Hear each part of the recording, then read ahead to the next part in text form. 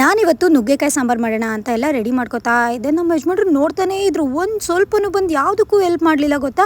ಆಮೇಲೆ ಬಂದು ನಾನು ರೆಡಿ ಮಾಡ್ಕೊಂಡ್ಮೇಲೆ ಬಂದು ಪೋಸ್ ಕೊಡ್ತಾ ಇದ್ದಾರೆ. ನೋಡಿ ಯಾವ ಥರ ಪೋಸ್ ಕೊಡ್ತಿದ್ದಾರೆ ಅಂತ. ನುಗ್ಗೆಕಾಯಿ ಜೊತೆ ಬೇಳೆ ಮತ್ತು ಆಲೂಗೆಡ್ಡೆ ಒಂದು ಒಳ್ಳೆ ಕಾಂಬಿನೇಷನ್. ರುಬ್ಬೋದಕ್ಕೆ ಟೊಮೊಟೊ, ಈರುಳ್ಳಿ, ತೆಂಗಿನಕಾಯಿ, ಕೊತ್ತಂಬರಿ ಹಾಕೊಂಡು ಚೆನ್ನಾಗಿ ನುಣ್ಣಗಾಗೋಂಗೆ ರುಬ್ಕೊಳ್ಳಿ.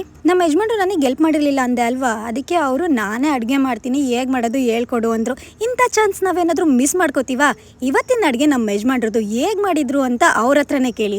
ಹೇಗೆ ಮಾಡೋದು ಅಂದರೆ ವಿಡಿಯೋದಲ್ಲಿ ತೋರಿಸಿರೋ ರೀತಿನೇ ಮಾಡೋದು. ಏನಿಲ್ಲ, ಒಗ್ಗರಣೆ ಆದಮೇಲೆ ನುಗ್ಗೆಕಾಯಿ, ಆಲೂಗೆಡ್ಡೆ, ಬೇಳೆನ ಹಾಕಬೇಕು. ಅದಾದಮೇಲೆ ಮಸಾಲೆ ರುಬ್ಕೊಂಡಿರ್ತೀವಲ್ಲ ಅದನ್ನ ಹಾಕಿ ಚೆನ್ನಾಗಿ ಮಿಕ್ಸ್ ಮಾಡಬೇಕು. ಹುಣಸೆನಿನ ರಸನ ಚೆನ್ನಾಗಿ ಹಿಂಡಬೇಕು.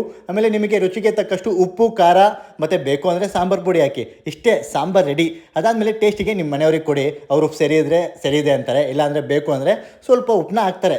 ಇಷ್ಟೇ ಅಲ್ವಾ ಯಜಮಾನ್ರೆ? ಹಾಗಾದರೆ ಮುಂದಿನ ಸಲದಿಂದ ನೀವೇ ಸಾಂಬಾರು ಮಾಡಿ. ಫಸ್ಟ್ ಟೈಮ್ ಸಾಂಬಾರು ಮಾಡಿದ್ರು, ಸಾಂಬಾರು ತುಂಬಾನೇ ಚೆನ್ನಾಗಿತ್ತು.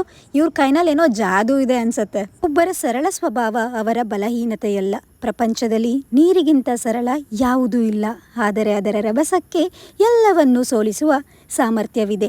ಗೆಲ್ಲುವುದರಿಂದ ಶಕ್ತಿ ಬರಲ್ಲ, ಸೋಲುವುದರಿಂದ ಶಕ್ತಿ ಬರುತ್ತದೆ. ನಗುವಿನಿಂದ ಕಾನ್ಫಿಡೆಂಟ್ ಬರಲ್ಲ, ನೋವಿನಿಂದ ಕಾನ್ಫಿಡೆಂಟ್ ಬರುತ್ತದೆ. ಅದಕ್ಕಾಗಿ ಸೋಲು ನೋವುಗಳನ್ನು ದ್ವೇಷಿಸಬೇಡಿ. ಎಲ್ಲರ ದಿನ ಶುಭವಾಗಲಿ.